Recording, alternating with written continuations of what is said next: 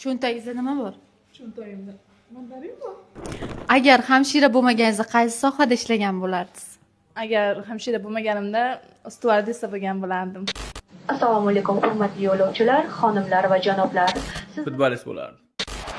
Qanday sev! Bo'lgandek xursand bo'lib ketdingiz o'zi.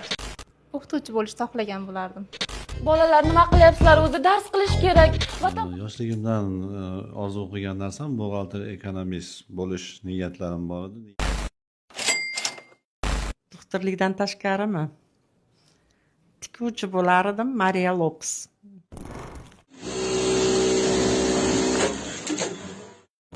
Ingliz tili o'qituvchisi bo'lishni xohlardim. Homework. Now we check our homework after that new Men O'zbekiston Respublikasida xizmat ko'rsatgan buyuk raqqosa kasbini tanlagan bo'lardim.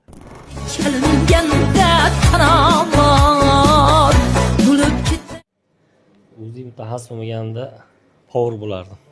Katta sopol tovog'idan jancha osh yeganmisiz? Katta sopol tovog'idan jancha osh yeganmisiz? O'qituvchi bo'lgan bo'lardim deb o'ylayman. Tibbiyot sohasida bo'lmaganimda agar ichki ishlar xodimi bo'lardim.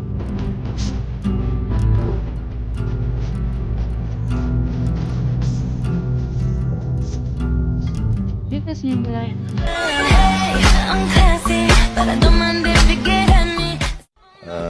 Lyotchi bo'lardim, uchuvchi bo'lardim.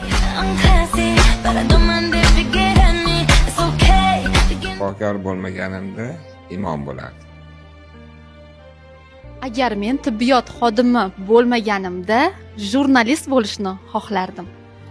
Sizchi, siz qaysi kasb egasi bo'lishni xohlardingiz?